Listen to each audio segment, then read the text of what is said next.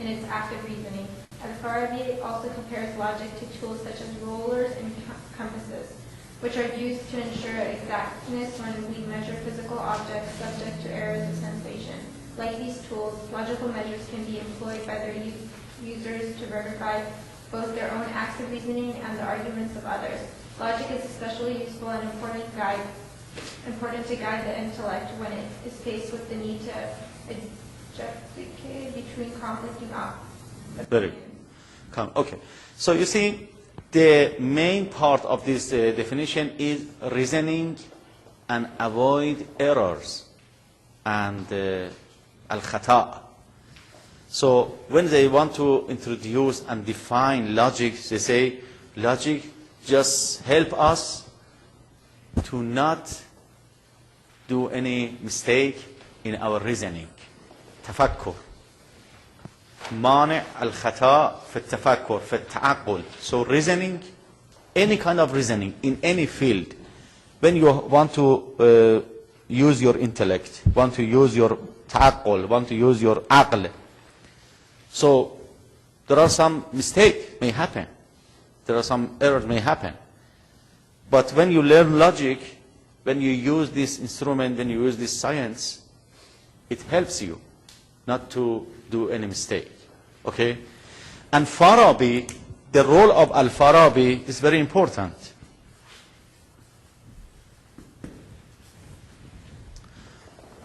In the bottom of the page, you will see his name and also the time. Al-Farabi is from 873 to 950. So before him is Al-Kindi. Al-Kindi is the teacher of Al-Farabi. So the first philosopher in Islam who adds something to logic or brought logic from Greek philosopher to Islam was Al-Kindi. But his student, which is Al-Farabi, did a lot in logic, in Islamic logic. He added many things to logic. So Al-Farabi is the founder, we can call him. Al-Farabi is the founder of Islamic logic. So if we have Islamic logic, which is a part of philosophy or Islamic philosophy, so Al-Farabi is the founder of that logic. Okay, what about the aims and the use of this logic? Okay, could you please read the second paragraph? Mantiq. Mantiq is usually one of the first subjects to be taught at Hausa because it is seen as a tool, rather than an independent science study for its own sake, that is necessary for correct thinking and deduction when studying all other Islamic sciences. In particular, it is vital in the study of theology, kalam/aqaid, and is a necessary prerequisite to studying Islamic philosophy, falsafa. For the Islamic philosophers, logic included not only the study of formal patterns of inference and their validity, but also elements of the philosophy of language and even epistemology and metaphysics. Furthermore, not only is logic, mantiq, important in theology and philosophy, but it is a recurring theme in jurisprudence too, which they refer to as the use of intellect, as a means of deduction in addition to Quran, Hadith, and Ijma. Very good. So when you see this, in this paragraph, we talk about two kinds of sciences. One kind of sciences is independent, and one kind of sciences is dependent, or al-ulum al-mustaqilla and al-ulum al-ghayr al-mustaqilla.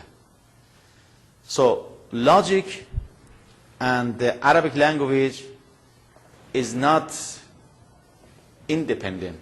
These two sciences are dependent. So we call them as tools.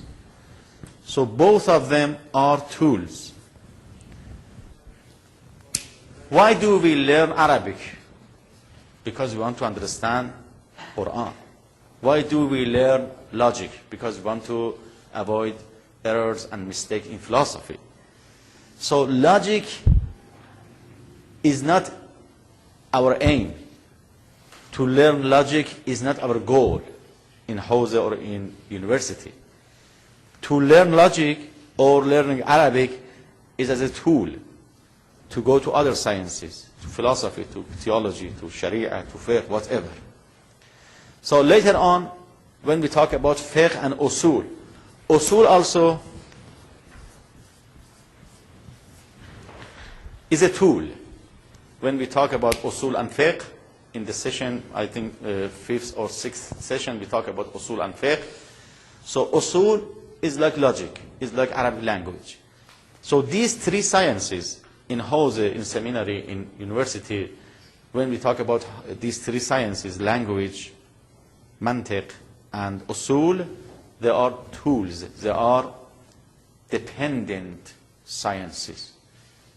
They are not independent, so they are as a tool.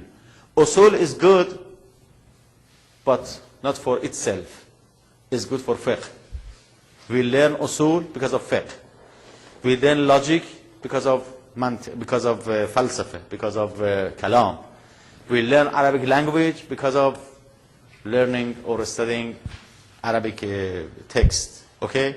So we call these as a tools, or so logic is a tool. Yes, please. You mentioned that Aristotle founded logic and then Al-Farabi In Islam. founded Islam thought. Exactly. Can you give the differences between the two? Of course. You know, Aristotle used to live about 10 centuries before Farabi in Greek, in Yunan, okay, in Greece. So Aristotle is well known as a founder of logic in Western culture or Western philosophy. When you refer to Western philosophy or the history of Western philosophy, like the history which is written by Russell or some other philosophers, they write for Aristotle that he is the founder of logic or mantiq. In Islam, Muslim philosophers like Al-Kindi or Al-Farabi, they got this logic from Aristotle and they brought this logic into Islamic philosophy, but it was not complete for them. They thought that it is not enough to have this logic. They have to add something to this logic. So maybe they added 50% to this logic. So they got 50% from Aristotle and they add 50% to this logic, so it becomes a complete Islamic logic in Islam. So Farabi is a person whose part and whose credit is more than others. So he added many things to this logic. And the reason that they added this logic to something to the Aristotle logic, because they wanted to use this logic not only in philosophy, they wanted to use this logic in fiqh.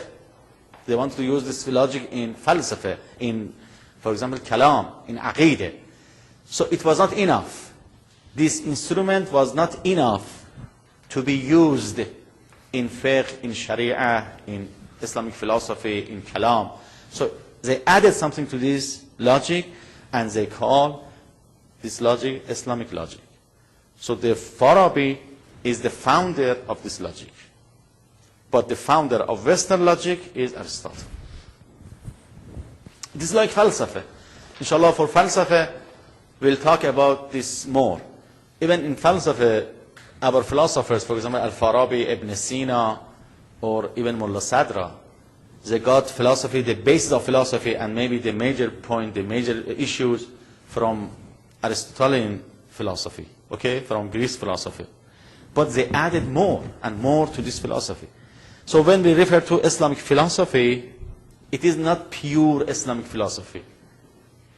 Maybe 60%, 50%, 40% comes from Greek, comes from Aristotle. But they add something from Islam to this philosophy. So we call Islamic philosophy. So Islamic philosophy includes some philosophy from Aristotle, from Plato, and others.